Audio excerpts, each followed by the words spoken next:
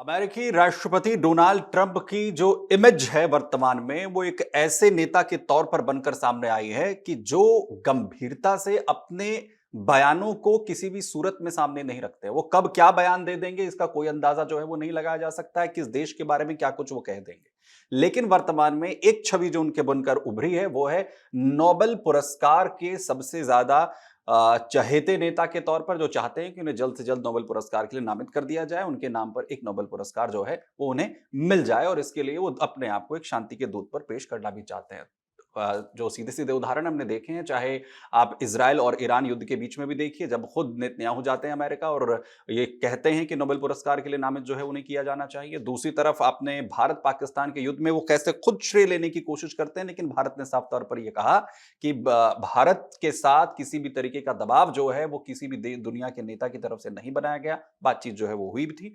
थोड़ा सा बैकग्राउंडर मैं इसलिए भी दे रहा हूं कि यही स्थिति जो है वो थाईलैंड और कंबोडिया के बीच में जो युद्ध बना उसमें भी बनी, और अब जो है वहां के नेताओं की तरफ से बयान जो है वो वरुण इस पर ज्यादा बताएंगे, क्योंकि इस पर बात करने के लिए हमारे साथ वरुण इस वक्त मौजूद हैं। वरुण, डोनाल्ड ट्रंप ने किस तरीके की बयानबाजी पिछले वक्त में की है ये पूरी दुनिया जानती है। वो किसके बारे में क्या कुछ कहते हैं कोई नहीं जानता, लेकिन एक जो छवि बनी है वो ये कि वो नोबेल को लेकर बहुत ज्यादा उत्साहित नजर आ रहा है कि जी, उन्हें नोबेल कब मिल जाए। बिल्कुल।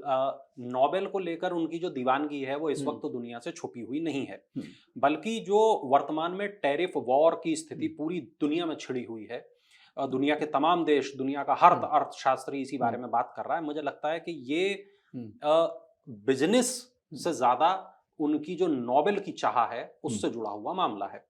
आप देखेंगे तो आपको बहुत आसानी से ये पता चल जाएगा कि पिछले लंबे वक्त में उन्होंने केवल और केवल इसी दिशा में काम किया है कि मेरे को नोबेल पीस प्राइज हम्म। मिलना चाहिए, मुझे हम्म। नोबेल पुरस्कार हम्म। शांति का मिलना चाहिए। उनसे पहले बराक ओबामा को ये पुरस्कार मिला। अब ट्रंप उनसे आगे निकलना चाहते हैं और उसके लिए वो ये पुरस्कार चाहते हैं। हम देखते हैं, अभी जून की बात है जब पाकिस्तान ने औपचारिक रूप से इस बात को कहा था कि हम्म। वो 2026 में अमेरिका के राष्ट्रपति डोनाल्ड ट्रंप को नोबेल शांति पुरस्कार के नाम की उसने सिफारिश कर दी है। हम्म। पाकिस्तान ने इस बात को कहा। अब आप देखते हैं कि अब जब 2025 का जब जुलाई महीना आया, तकरीबन एक महीने के बाद ही, मैंने जून की आपको बात बताई, जुलाई के महीने तक आते आते हमने ये देखा कि ट्रंप ने पाकिस्तान को गिफ्ट दिया। हम्म। ट्रंप ने पाकिस्तान को कहा कि भाई तुम्हारे यहाँ तेल मैं निकालूंगा, हम्म। हमारा पूरा अमला सब तुम्हारी मदद करेगा और तुम्हारे यहाँ से जो तेल निकलेगा उससे तुम्हारा कर्जा उतरेगा, ब्ला ब्ला ब्ला। तो ये पाकिस्तान को आश्वासन या गिफ्ट कहें कि अमेरिका की तरफ से या कहें ट्रंप की तरफ से दे दिया गया। वहीं पाकिस्तान का नंबर एक दुश्मन कौन? भारत। भारत को ये भारत की तरफ से ये बयान नहीं आया। अगर दो देश, दो धुर विरोधी देश, भारत और पाकिस्तान जैसे देश, अगर वो ये कहें कि ट्रंप नोबेल के हकदार हैं, तो क्या ट्रंप की नोबेल दावेदारी मजबूत नहीं होगी? बिल्कुल होगी। बिल्कुल। अब यहां पर भारत ने इस वाले बयान का समर्थन नहीं किया जो ऑपरेशन सिंदूर के दौरान आया कि मैंने भारत और पाकिस्तान जैसे देशों के बीच सीजफायर करा दिया। भारत ने हर प्लेटफॉर्म पर यही कहा कि भारत के ऊपर कहीं किसी तरीके का कोई दबाव नहीं था।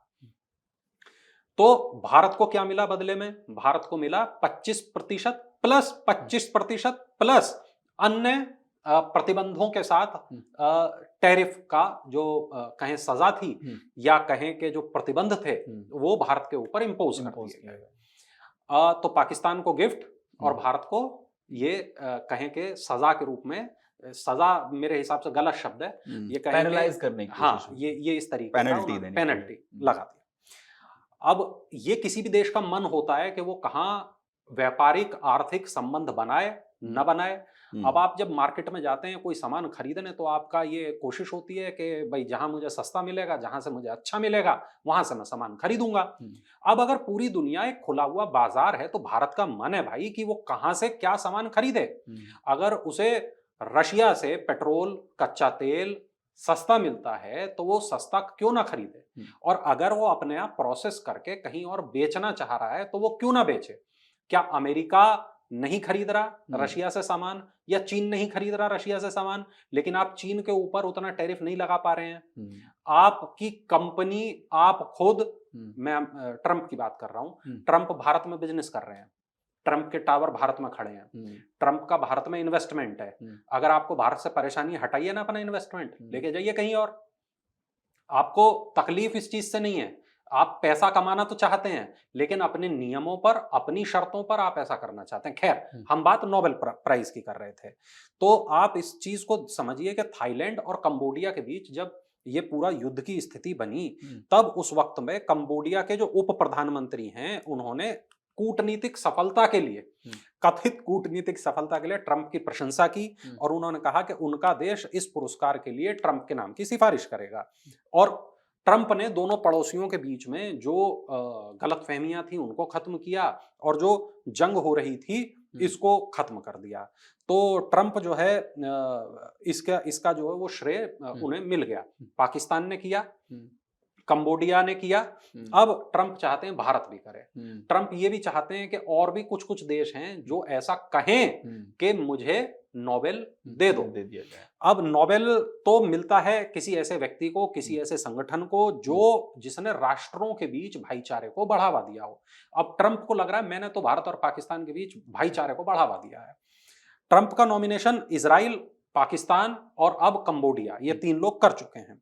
अब ये माना जा रहा है कि ये ट्रंप जो दबाव की राजनीति कर रहे हैं, ये दबाव की राजनीति इसीलिए कर रहे हैं अलग अलग नेशंस के ऊपर, अलग अलग देशों के ऊपर, कि तमाम देश उनके नाम की सिफारिश करें।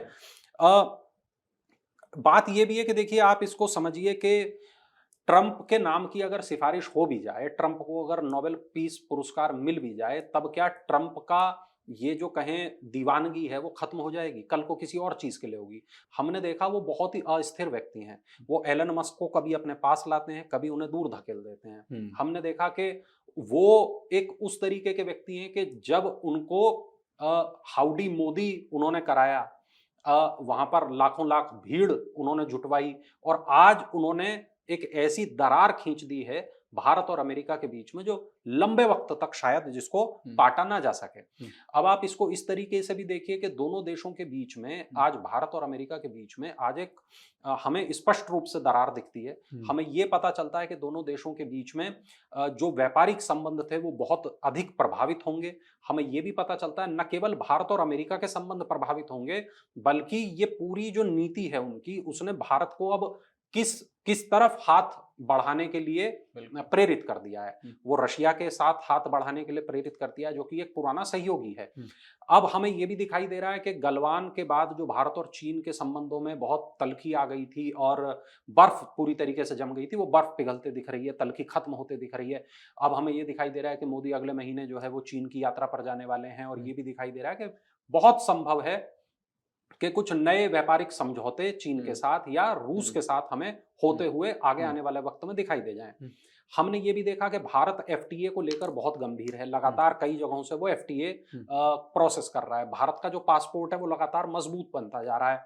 भारत दुनिया की 4थी सबसे बड़ी अर्थव्यवस्था बन चुका है। ऐसे में मुझे ये लगता है कि ट्रंप को बिल्कुल भी भारत को हल्के में नहीं लेना चाहिए था और उन्होंने एक बड़ी गलती की है, और वो भी केवल अपनी सनक, अपनी जिद की वजह से, जिसका मुझे लगता है खमियाजा आने वाले वक्त में पूरा अमेरिका चुकाएगा। और उस पर हमने एक अलग से एपिसोड भी बनाया था कि क्या अमेरिका एथेंस वाली गलती कर रहा है। अगर जरूर मैं चाहूंगा मेरे दर्शक उस वीडियो को देखें कि जिस तरीके से एथेंस ने यह गलती की थी, दुनिया में पहली मर्तबा आर्थिक प्रतिबंध लगाकर, वही गलती अमेरिका दोहरा रहा है। और ये वो स्थिति है, अमेरिका को कोई अब बर्बाद नहीं करेगा। मुझे लगता है अपनी नीतियों की वजह से या ट्रंप की गलत नीतियों की वजह से अमेरिका को खुद, अमेरिका के निवासियों को खुद ये कीमत चुकानी पड़ेगी और ये कीमत बहुत बड़ी होगी।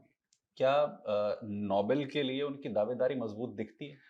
बिल्कुल नहीं, फिलहाल तक तो नहीं, क्योंकि जो नोबेल पुरस्कार की जो समिति होती है वो कई चीजों पर विचार करती है, कई पहलुओं पर विचार करती है। जब ओबामा को नोबेल दिया गया था, उस वक्त की जो परिस्थितियां थी वो उस वक्त बिल्कुल अलग थी।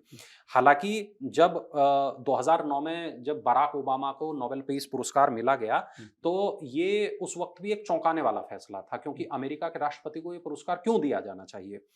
2020 में खुद बराक ओबामा ने जब किताब अपनी लॉन्च की तो किताब में लिखा कि मैं खुद नहीं समझ पाया कि मुझे पुरस्कार क्यों दिया गया है, क्यों मुझे मिला है। राष्ट्रपति बने उनको केवल 9 महीने उस वक्त हुए थे और आलोचकों ने ये भी कहा था ये वक्त से पहले ही उनको ये पुरस्कार दे दिया गया। अब नोबेल पुरस्कार के जो नामांकन की तारीख थी वो ओबामा के शपथ ग्रहण के 12 दिन बाद ही वो खत्म हो गई थी। 2015 में नोबेल इंस्टीट्यूट के पूर्व निदेशक उन्होंने ये भी कहा कि बाद में हमें इस फैसले पर अफसोस भी हुआ।